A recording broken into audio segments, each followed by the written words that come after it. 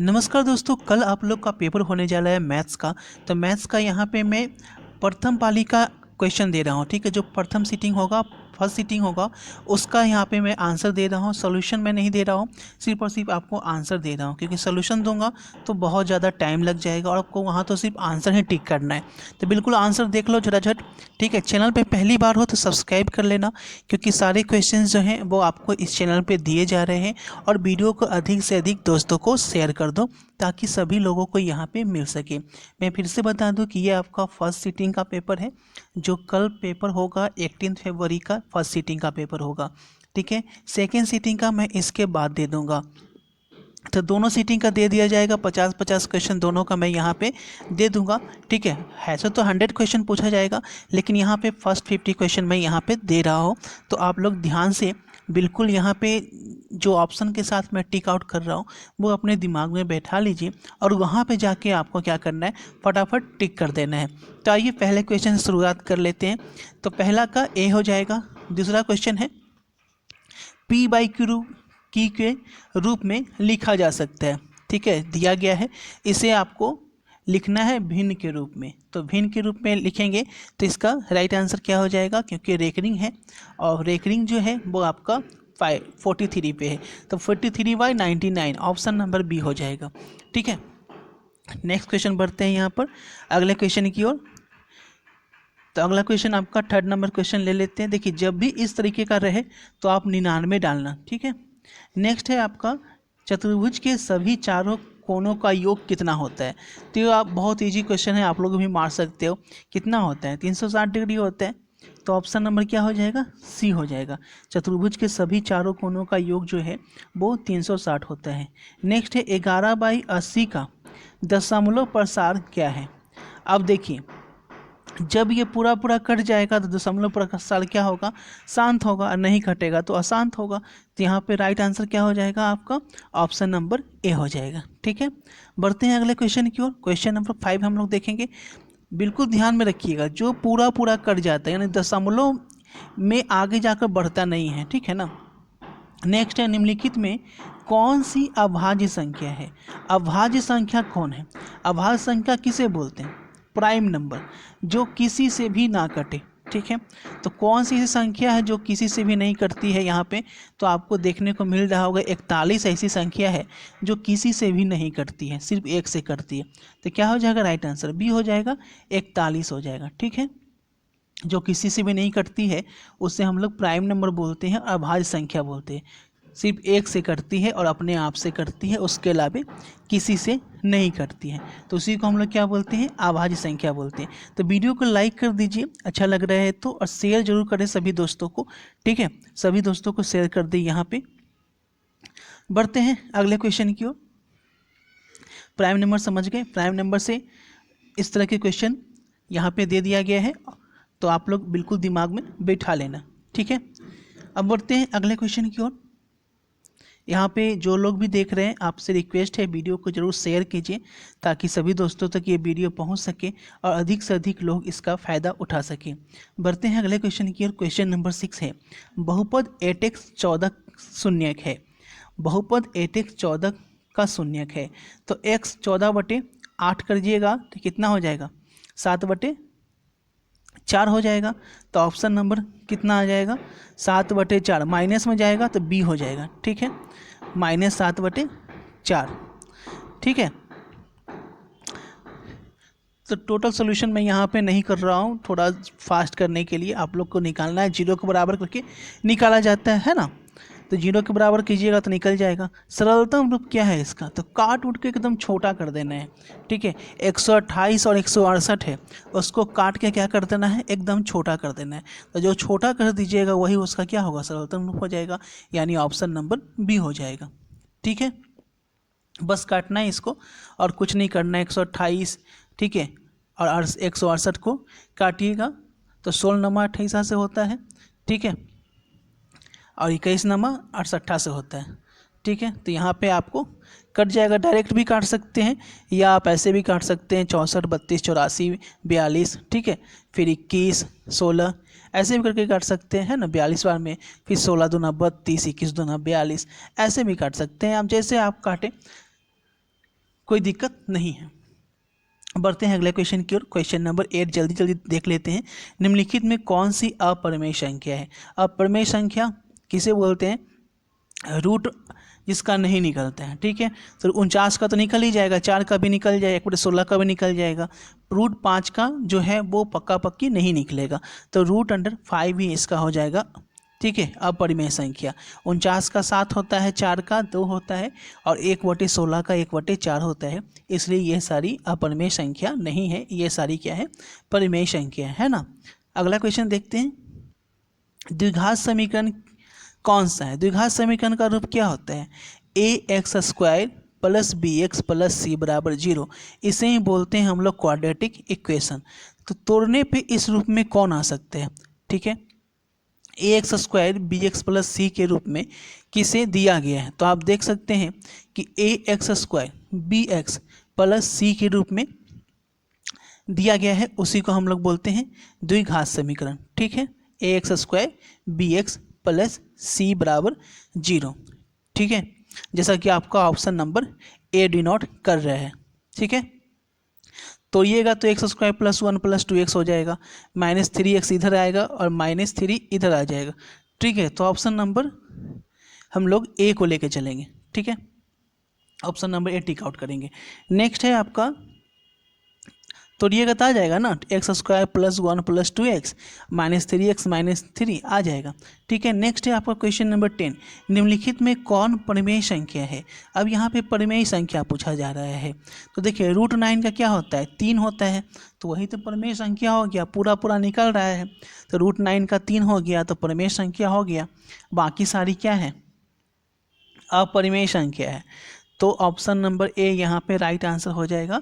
बहुत easy question है, rational number पूछ रहा है आपसे, तो 10th वालों के लिए इतना इजी क्वेश्चन, बहुत ज़्यादा इजी क्वेश्चन है, ठीक है। अगर ये क्वेश्चन आउट भी नहीं होगा, ठीक है, अगर मैं वीडियो नहीं भी दिया होता तो भी आप जाके मार देते बिना देखे हुए। निम्नलिखित में कौन द्विघात बहुपद है? 0 5 -3, किसका बताइए, किसका ये आंसर होगा? तो किसको सॉल्व करने पे इतना आएगा? पहले से ही पता चल रहा है 5 दिया 15 है, और 5 3 का कितना है? 2 है, तो यहाँ पर देखिए ऑप्शन नंबर ए हो जाएगा, ठीक है, ऑप्शन नंबर ए हो जाएगा। बढ़ते हैं अगले क्वेश्चन की ओर। आपको ऐसे ही पता है ना, अल्फा प्लस बीटा बराबर क्या होता है? -b/a होता है ना, -b/a होता है, तो इस तरीके से भी आप निकाल सकते हैं, ठीक है। मूलों का योगफल और मूलों का गुणनफल, यहाँ पे देखिए x² - अल्फा + बीटा + x = 0, यहाँ पे सब आपको बताए हुए हैं, ठीक है। द्विघात समीकरण का रूप शून्यक दिया रहता है, तो कैसे हम लोग लिखते हैं? x² + अल्फा + बीटा x है ना, इंटू अल्फा इंटू बीटा, तो अल्फा 5 है और बीटा कितना है? -3 है, तो इस तरीके से आप वैल्यू पुट करेंगे और आपका आंसर जो है आपके सामने आ जाएगा। बढ़ते हैं अगले क्वेश्चन की ओर, ठीक है। अगला क्वेश्चन देख लेते हैं, क्वेश्चन नंबर जो कि है आपका 12 नंबर। ये आपको समझ में आ गया, 11 नंबर सभी को समझ में आ गया आई थिंक। तो हम लोग बढ़ते हैं 12 नंबर पर, इसका ए नंबर हो गया, ठीक है ना। तो 12 नंबर क्वेश्चन देख लेते हैं, 11 का आपका ए हो गया है, अब 12 नंबर क्वेश्चन की ओर हम लोग बढ़ रहे हैं सीधे। देखिए, निम्न में से कौन 3x - y = 0 तथा 3x + y 5y = 36 का हल है। अब ये देखिए, ये तो इक्वेशन है, ये तो आपको सॉल्व करना है, आप सॉल्व करके भी आंसर दे सकते हो, है ना। समीकरण 1 में से समीकरण 2 को घटाने पर, या समीकरण 2 में से 1 को घटाओगे और x और y का आपको मान आपके सामने आ जाएगा, ठीक है। तो x और y का यहाँ पे मान निकालना था, तो ए हो जाएगा राइट आंसर। नेक्स्ट है बहुपद का घात है, तो घात पूछ रहा है, सॉरी, तो घात क्या है आपका? 2 है, जो हाईएस्ट पावर होता है वही बहुपद का क्या होता है? घात होता है। तो x का पावर कितना है? 2 है, तो घात कितना होगा? 2 होगा, राइट आंसर कितना हो जाएगा? बी होगा। किसी भी द्विघात समीकरण का जो हाईएस्ट पावर होता है उसी को हम लोग घात बोलते हैं, ठीक है। बढ़ते हैं अगले क्वेश्चन की ओर। यदि दो चरों में दो रैखिक समीकरणों के आलेख प्रतिच्छेदी रेखाएं हो तो हलों की संख्या क्या होगी? प्रतिच्छेदी रेखाएं, यानी एक रेखा जो है दो चरों में दो रैखिक समीकरणों का एक प्रतिच्छेदी रेखाएं हैं, ठीक है। यानी कि एक बिंदु पे कट हो रहा है। प्रतिच्छेदी रेखाओं का संख्या मतलब क्या होता है, किसी एक बिंदु पे कट रहा है। तो इसका मतलब क्या है, उसका सिर्फ और सिर्फ कितना हल होगा, एक हल होगा। तो सिर्फ एक हल होगा, ओनली वन सॉल्यूशन, आंसर हो जाएगा। और इसका राइट आंसर होगा ऑप्शन नंबर ए, ठीक है। बढ़ते हैं अगले क्वेश्चन की ओर। अगला क्वेश्चन यहाँ पे है, द्विघात बहुपद दिया गया है, इसका शून्यक बताया। शून्य का योग पूछ रहा है। तो शून्य का योग क्या होता है, अल्फा प्लस बीटा क्या होता है, माइनस बी अपॉन ए, माइनस बी अपॉन ए होता है, ठीक है। तो ऑप्शन नंबर क्या होगा, बी हो जाएगा यहाँ पे। नेक्स्ट यहाँ पे हम लोग बढ़ते हैं अगले क्वेश्चन की ओर। तो अगला क्वेश्चन यहाँ पे 15 तो हो गया। 16, समांतर श्रेणी का सार मंत्र बताइए। डी बराबर क्या होता है, A2 माइनस A1 कर लेंगे, 5/3 माइनस 1/3, तो क्या होगा आपका सार मंत्र यहाँ पे हमको निकालना है। समांतर श्रेणी है, ठीक है। तो डी बराबर क्या होता है, A2 माइनस A1।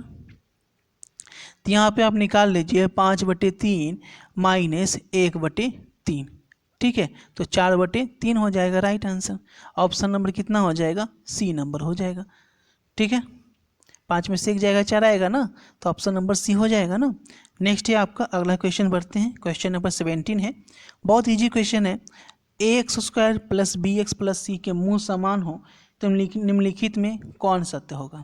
यानी अल्फा बराबर बीटा हो जाए तो क्या होगा, ये आपका डायरेक्ट फार्मूला से ही आ गया। तो क्या हो जाएगा, b² बराबर 4c हो जाएगा, 4ac हो जाएगा, यानी ऑप्शन नंबर ए हो जाएगा। नेक्स्ट बढ़ते हैं, जब मूल समान होता है तो b² बराबर हो जाता है आपका 4ac। ये चीज़ आप लोग दिमाग में याद रखिएगा। बिल्कुल समझाते हुए चल रहा हूँ, बोला था कि सॉल्व नहीं करूँगा, लेकिन जो छोटा छोटा सोल्यूशन है मैं सोच रहा हूँ कि कर देता हूँ, ताकि आप लोग को याद भी आ जाए, ताकि आप लघु उत्तरीय दीर्घ उत्तरीय अच्छा कर सको। इसलिए मैं सोचा ऑब्जेक्टिव में ही थोड़ा सॉल्व कर देता हूँ। सभी वर्ग होते हैं, तो सभी वर्ग क्या होते हैं यहाँ पे दे दिए हैं आपको आंसर। नेक्स्ट है आपका 19 नंबर, द्विघात समीकरण का मूल क्या होता है। तो minus B plus minus root under b² minus 4ac upon 2a, ठीक है।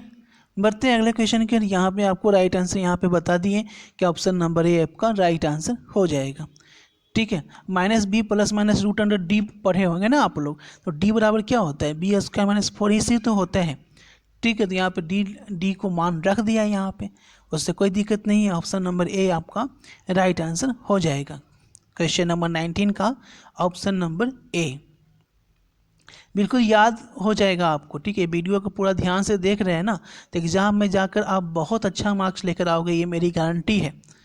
तो इसलिए मैंने थोड़ा सोल्यूशन दे दिया है ताकि आप लोग के दिमाग में थोड़ा ताज़ा हो जाए।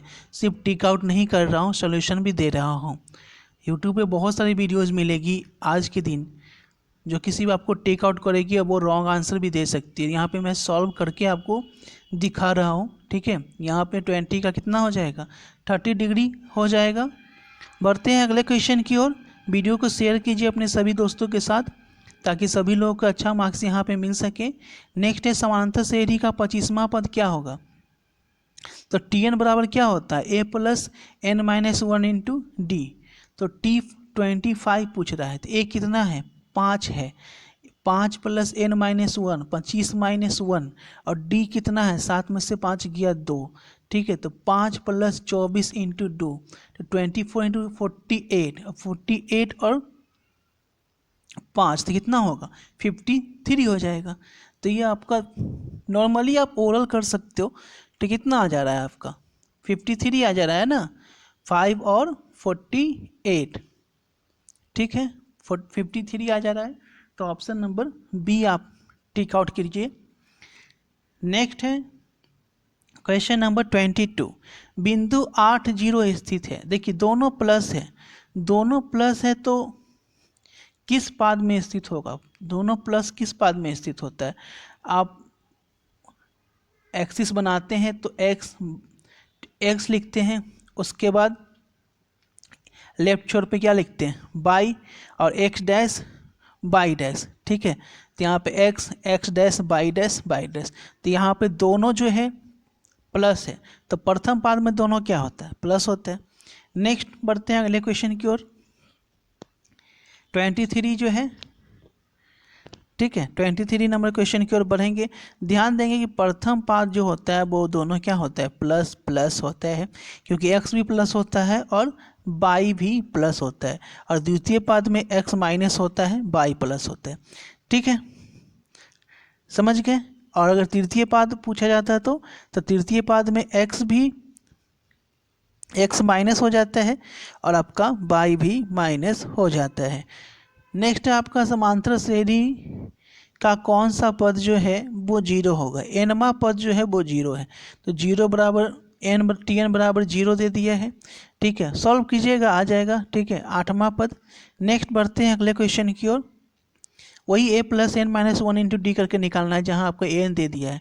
निम्नलिखित में कौन समानांतर श्रेणी नहीं है, जिसके बीच कॉमन डिफरेंस बराबर नहीं होगा वो समानांतर श्रेणी नहीं होगा। पहला में सबके बीच के एक डिफरेंस है, सेकेंड में सबके बीच का 3 का डिफरेंस है, एपी में है।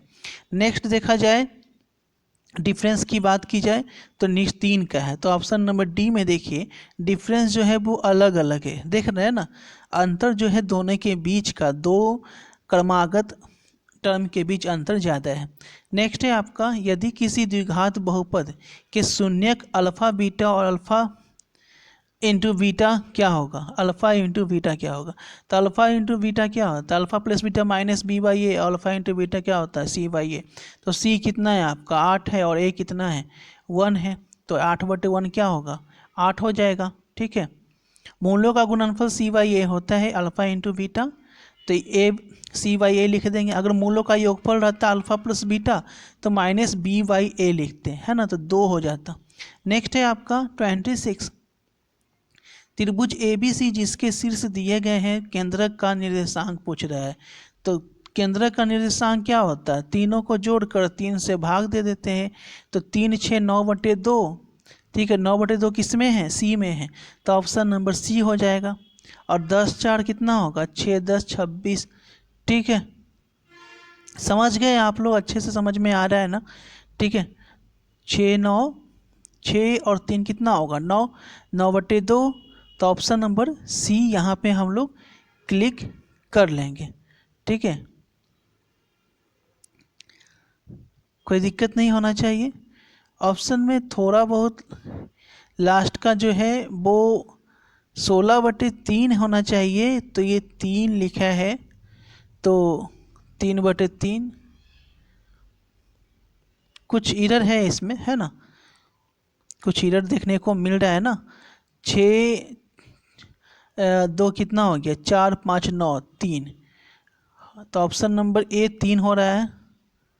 ठीक है, ऑप्शन नंबर ए कितना हो रहा है 3 हो रहा है। ऑप्शन नंबर ए टिक करेंगे, क्योंकि यहाँ पे ऑप्शन के अनुसार जो है वो ए पे भी हम लोग चलना पड़ेगा।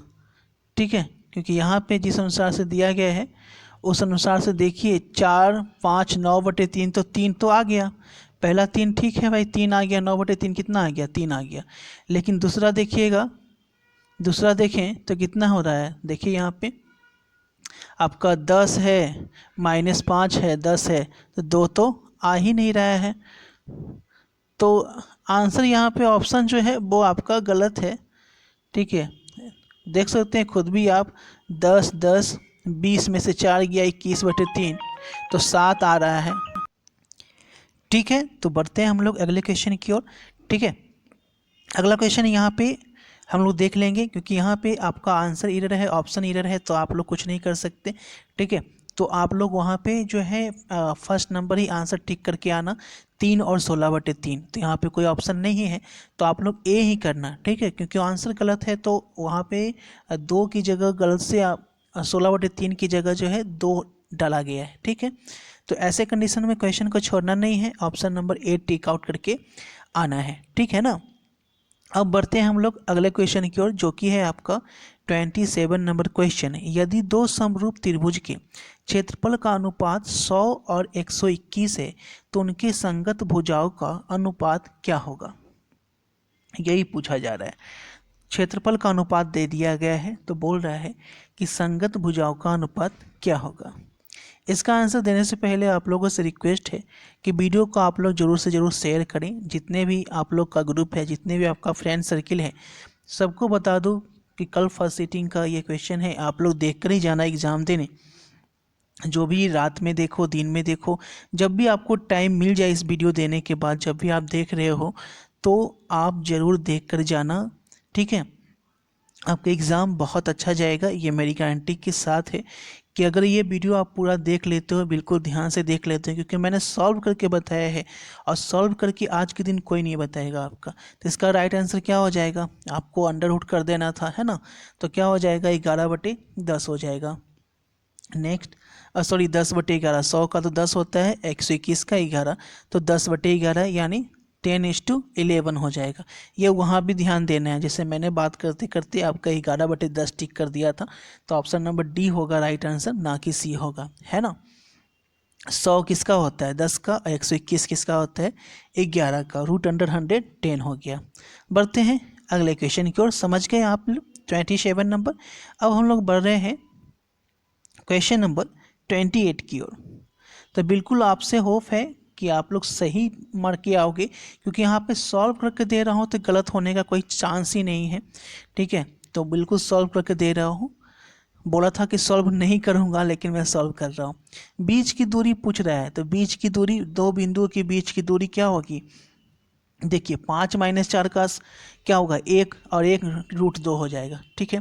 नेक्स्ट है, दो समकोणिक त्रिभुज में उनकी संगत भुजाओं के अनुपात सदैव क्या होते हैं। दो समकोणिक त्रिभुज में उनकी संगत भुजाओं के अनुपात, समकोणिक त्रिभुज में, ठीक है, क्या होगा, ये थेल्स प्रमेय को दिखाता है ना। मूल बिंदु क्या होता है, 0 0 होता है। मूल बिंदु क्या होता है, ओरिजिन क्या होता है, सेंटर जिसे हम लोग बोलते हैं या ओरिजिन बोलते हैं, तो क्या होता है, वो आपका 0 0 होता है, ठीक है। नेक्स्ट है आपका PQR में, PQ दिया गया है, QR दिया गया है, और फिर दिया हुआ है, तो पूछ रहा है आपका कि P कोण कौन सा कोण होगा, ठीक है। तो ये आपको देखिए PQ दे दिया है कितना, 6 दे दिया है, QR दे दिया है, और RP दे दिया है, तो 90 डिग्री बनेगा ना, तभी ये तो विकर्ण हो पाएगा, ठीक है। बढ़ते हैं अगले क्वेश्चन की ओर। विकर्ण से आप समझ जाइए कि जब किसी त्रिभुज में एक विकर्ण बन रहा है, ठीक है, तो विकर्ण किस में बनता है, समकोण त्रिभुज में बनता है, ठीक है। नेक्स्ट है आपका बिंदु दिया गया है, मिलाने वाली रेखाखंड का मध्य बिंदु दिया गया है, तो ए का मान क्या होगा, तो ए कहाँ पर है, जहाँ पर ए है तो a+a+4 बटे 2 बराबर कितना दिया है, 1 दिया है ना। इसको सॉल्व कीजिएगा, आंसर आपका -1 आ जाएगा। नेक्स्ट है ABC में DE समानांतर BC और AD/DB दिया गया है, AE दे दिया गया है, तो आपसे पूछ रहा है EC का मान क्या होगा, ठीक है। ABC त्रिभुज है, बीच में आपका एक लाइन है, जो कि DE जो है वो नीचे आधार के क्या है, समानांतर है, और AD/BD दे दिया है, और AE भी दे दिया है, तो EC कितना होगा, 2 होगा। नेक्स्ट है आपका cos थीटा दे दिया है, cos थीटा क्या होता है, आधार बटे कर्ण होता है, तो लंब कितना हो जाएगा, 12 हो जाएगा। और तो कौशिक थीटा पूछ रहा है, तो कौशिक थीटा क्या होता है, कर्ण बटे लंब, 13/12। नेक्स्ट है, एक 12 मीटर ऊंचे खंबे की छाया पृथ्वी पर 4 रूट लंबी है, तो सूर्य का उन्नयन कोण बताइए। एक 12 है और नीचे कितना है, लंब बटे आधार का फॉर्मूला आप लोग लगाएंगे tan थीटा से, और इसका मान कितना आ जाएगा, 4 तिया 12, ऊपर कट गया √3, ठीक है, tan 60 हो जाएगा इसका, यानी 60 डिग्री आंसर हो जाएगा। नेक्स्ट है आपका 1 + tan स्क्वायर थीटा किसका मान होता है, तो सेक स्क्वायर थीटा का होता है। बहुत इजी क्वेश्चन है।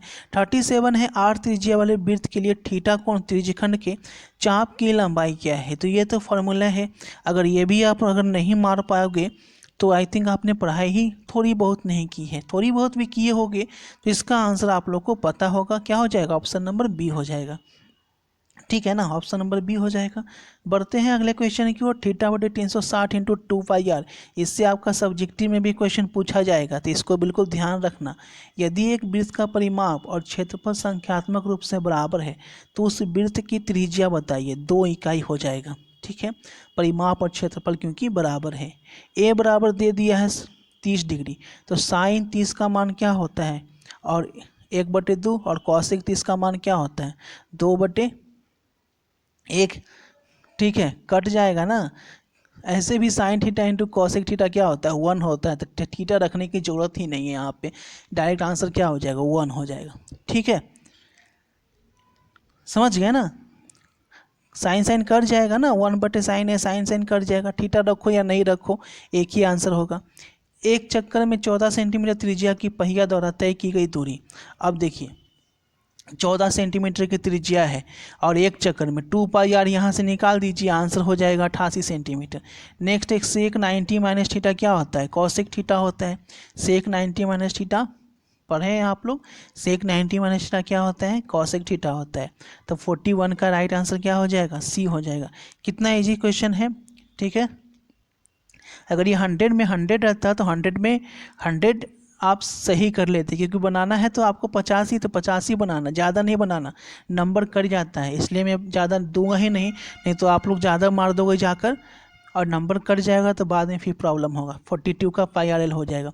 43 1/2 मान किसका होता है, किसका मान होता है भाई, 1/2 साइन 30 का मान होता है ना। तो मान आंसर क्या हो जाएगा, डी नंबर हो जाएगा। साइन 60 √3/2, साइन 45 1/√2, कॉस 30 क्या होता है, √3/2, तो डी होगा साइन 30 1/2। ठीक है, सबका मैं बता दिया हूँ। यहाँ पे दो बेलनों की त्रिज्या का अनुपात दिया गया है, ऊंचाई का अनुपात भी दिया गया है, तो आयतन का अनुपात पूछ रहा है। तो देखो त्रिज्या और ऊंचाई का अनुपात दिया गया है और पूछ क्या रहा है आपसे, आयतन का अनुपात। ठीक है, तो स्क्वायर कितना होगा, 2/3 ही यहाँ पे हो जाएगा। आप करोगे इसको सॉल्व करके आंसर हो जाएगा यहाँ पे। नेक्स्ट है 45 जो है, एक वृत्त की जीवा की लंबाई वृत्त की जीवा के बराबर हो तो वृत्त की जीवा द्वारा केंद्र पर बनाया गया कोण। देखो जीवा की लंबाई जब त्रिज्या के बराबर हो जाती है तो जीवा द्वारा केंद्र पर बनाया गया कोण 60 डिग्री का होता है। ये आप लोग पढ़े होंगे। जब दो सिक्के उछाले जाते हैं तो चित आने की प्रायिकता क्या होगी, देखिए क्या होगी प्रायिकता, 1/2 होगी। दो सिक्का उछाला जा रहा है तो चित, देखिए एक सिक्का को उछालते हैं, ठीक है ध्यान से देखिएगा, दो सिक्का है यहाँ, पहले एक सिक्का को अगर उछालिएगा तो चित आने की प्रायिकता कितनी होगी, 1/2 होगी। लेकिन यहाँ पे बोला क्या जा रहा है कि दो सिक्का को उछाला जा रहा है, तो दो सिक्का क्या हो जाएगा, 1/4 हो जाएगा। अगर एक सिक्का रहता तो 1/2 होता। ठीक है, नेक्स्ट है पी ए और पी बी ओ केंद्र वाले वृत्त की स्पर्श रेखा है।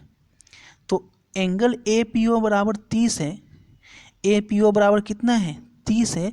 तो बोल रहा है ए ओ बी। अब देखिए तो यहाँ पे कोई इसका आंसर यहाँ पे एग्जैक्ट फिट नहीं करेगा। ठीक है, पी ए पी बी है। नेक्स्ट है आपका 48 कॉस ए बराबर साइन ए है, तो 45 डिग्री का मान जो है उतना ही होता है। कॉस 45 का भी 1/√2 और साइन 45 का भी 1/√2। तो राइट आंसर क्या हो जाएगा, ऑप्शन नंबर ए हो जाएगा। 48 का राइट आंसर क्या होगा, ऑप्शन नंबर ए, कॉस 45 और साइन 45। कितना इजी क्वेश्चन है ना। एक अर्धवृत्त का कोण होता है, एक अर्धवृत्त का कोण कितना होता है, तो यहाँ पे राइट आंसर हम लोग जल्दी से मारेंगे कि 48 का तो बता दिए ना, 49। एक अर्धवृत्त का कोण कितना होता है, तो अर्धवृत्त जो है वो कितना डिग्री का कोण बनाता है, आपको पता है पूरा वृत्त 360 का बनाता है, तो अर्धवृत्त 180 का बनाएगा। 4 sin square theta plus 4 cos square theta का मान यहाँ पे पूछ रहा है। Sine square theta plus cos square theta 1 होता है, तो 4 से गुना है तो 4 हो जाएगा, 4 कॉमन ले लेंगे, 4 × 1 कितना हो जाएगा, 4 हो जाएगा। ठीक है, तो 50 क्वेश्चन यहाँ पे मैंने आपको बता दिया, ज़्यादा आपको करना नहीं है। तो यहीं पे हम लोग सेशन को ख़त्म करते हैं। मिलते हैं आपसे सेकेंड सिटिंग के क्वेश्चन में। Thanks for watching this video.